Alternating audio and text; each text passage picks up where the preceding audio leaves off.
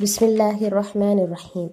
வஸ்ஸலாத்து வஸ்ஸலாமு அலா சய்யிதினா முஹம்மதின் வல ஆலிஹி வஸஹ்பி அஜ்மஈன். அம்மா பஅத். அஸ்ஸலாமு அலைக்கும் வரஹ்மத்துல்லாஹி தஆலா வபரகாத்துஹு. இஸ்லாம்னு சொன்னாலே ரொம்ப பேருக்கு தவறான எண்ணம் இருக்குது. அதுலேயும் பெண்கள் விஷயங்களில் நிறைய மிஸ்கன்செப்ஷன்ஸ், மிஸ்லீடிங் இருக்குது. மீடியாலேயே இஸ்லாமை பற்றின நிறைய தப்பான போர்ட்ரேல்ஸ் பண்ணுறாங்க. அதுக்கெல்லாம் காரணம் ஒன்றுமே கிடையாது. ஆக்சுவலாக அவங்களுக்கு தேவையான நாலேஜ் இல்லாமல் அவங்களே இஸ்லாம்னா இப்படி தான், முஸ்லீம்ஸ் இப்படி தான் இருப்பாங்க அப்படின்னு சொல்லி அவங்களே ஜட்ஜ் பண்ணிக்கிறாங்க.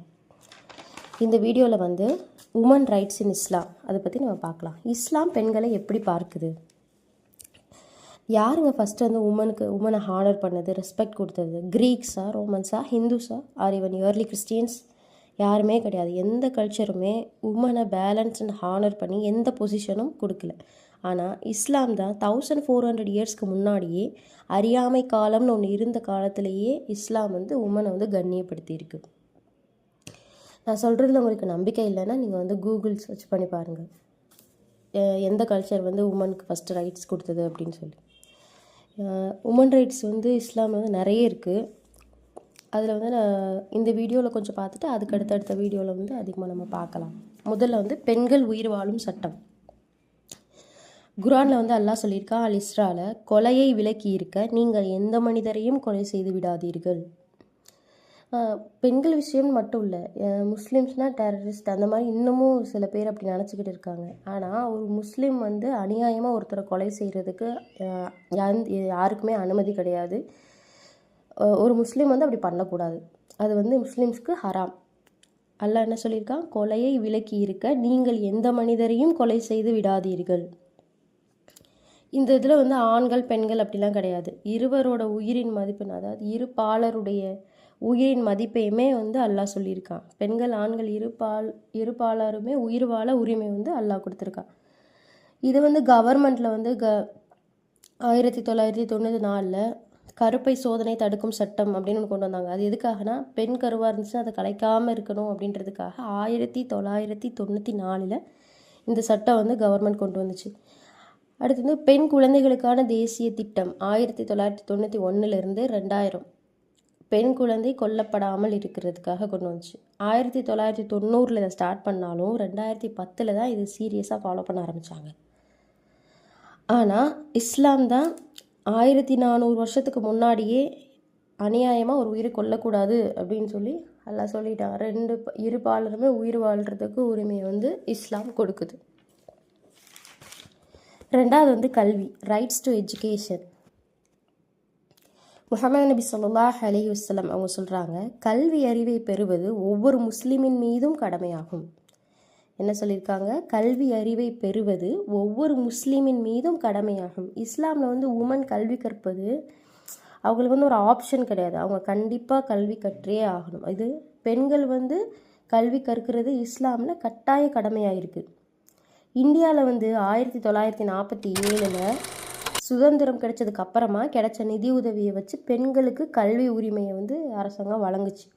ஆனால் 1950 தான் உமன் அண்ட் மென் 2 பேருக்கும் சமமான, ஆண்களுக்கும் பெண்களுக்கும் சமமான கல்வி கிடைக்கணும்னு சொல்லி 1950 தான் அந்த ரூல்ஸ் கொண்டு வந்தாங்க. ஆனால் 1400 வருஷத்துக்கு முன்னாடியே இஸ்லாமிக் உமனுக்கு எஜுகேஷன் கட்டாய கடமையாக இஸ்லாம் கொடுத்துருக்கு. மூணாவது woman can work with dignity. இஸ்லாமில் பெண்கள் வேலை செய்ய உரிமை இருக்குது. அவங்க வேலை செஞ்சு சம்பாரித்த அவங்களோட மணியில் அவங்க தனக்குன்னு செலவு பண்ணுறதுக்கும் தனக்குன்னு வச்சுக்கிறதுக்கும் அவங்க இண்டிபெண்ட்டாக இருக்கிறதுக்கும் அவங்களுக்கு இஸ்லாம் உரிமையை கொடுக்குது. முஹம்மது நபி ஸல்லல்லாஹு அலைஹி வஸல்லம் அவங்களுடைய காலத்திலே பெண்கள் வேலை செஞ்சுருக்காங்க. எக்ஸாம்பிளுக்கு கதிஜா ரலியல்லாஹு அன்ஹா, அவங்க அந்த காலத்திலேயே ஒரு பெரிய வியாபாரியாக இருந்தாங்க. ஷிஃபா பின்த் அப்துல்லா ரலியல்லாஹு அன்ஹா, அவங்க சந்தை மேலாளராகவும் டீச்சராகவும் இருந்திருக்காங்க. ருபையா ரலியல்லாஹு அன்ஹா, அவங்க கூலி வேலை செஞ்சவங்களாக இருந்திருக்காங்க. பெண்கள் வேலை செஞ்சு ஒரு தன்னோட நிலையை உயர்த்துறதுக்கு இஸ்லாம் 1400 வருஷத்துக்கு முன்னாடியே பெண்களுக்கு இஸ்லாம் உரிமையை கொடுத்துருக்கு. ப்ராப்பர்ட்டி ஹேண்டில் பண்ணுற உரிமை. உமன் ஒரு பொருளை வாங்குறதுக்கும் அவங்களுக்கு சொந்தமான இதுலேருந்து அவங்க தனக்குன்னு வச்சுக்கிறதுக்கும் வாங்கிறதுக்கும் விற்கிறதுக்கும் அவங்க அவங்களுக்குன்னு சேமித்து வைக்கிறதுக்கும் இஸ்லாம் ஃபுல் ரைட்ஸ் கொடுத்துருக்கு. சூரா நிசால அல்லாஹ் சொல்கிறான், ஆண்களும் பெண்களும் பெற்றோர்கள் மற்றும் உறவினர்கள் பரிசாக எவை விட்டு விடுகிறார்களோ அதில் அவர்களுக்கு உரிமை உண்டு. இங்கே வந்து ஆண்களுக்கு மட்டும் அப்படிலாம் கிடையாது, ஆண்களுக்கும் பெண்களுக்கும் நல்லாவே சொல்லியிருக்கான். பெற்றோரோட சொத்துல வந்து ஆண்களுக்கும் பெண்களுக்கும் சமமான உரிமை இருக்குன்னு இஸ்லாம் சொல்லுது.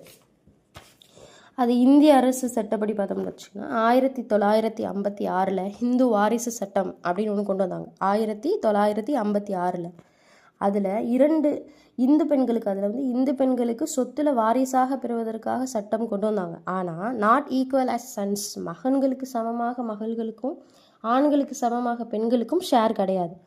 அப்புறம் தான் 2005 ஹிந்து வாரிசு சட்ட திருத்தம்னு ஒன்று கொண்டு வந்தாங்க. அதில் மேரேஜான லேடிஸாக இருந்தால் கூட ஈக்குவல் ஷேர் உண்டு அப்படின்னு சொல்லி இந்த இது வந்து 2005 கொண்டு வந்தாங்க. ஆனால் இஸ்லாம் வந்து பெண்களுக்கு தாய் வழி தந்தை வழி கணவரின் சொத்துல இருந்தும் வாரிசு உரிமை உண்டுன்னு 1400 வருஷத்துக்கு முன்னாடியே இஸ்லாம் வந்து பெண்களுக்கு உரிமையை கொடுத்துருக்கு. இஸ்லாம் தான் பெண்களுக்கு சொத்து உரிமையை முதலில் அளித்த மார்க்கம். சொத்தை தனியாக வச்சிருக்கலாம், அவங்களுக்கு வந்து இஸ்லாமிக் பெண்கள் வந்து வாங்கவும் விற்கவும் அவங்களுக்கு உரிமை இருக்குது, வாரிசாக சொத்தை பெறுவதற்கு உரிமை இருக்குது, சம்பாதித்த பணத்தை தனக்கே வைத்திருக்கவும் உரிமை இருக்குது, திருமணம் ஆகினாலும் சரி கணவனுக்கு பணத்தை பகிர வேண்டிய அவசியமும் அவங்களுக்கு இல்லை.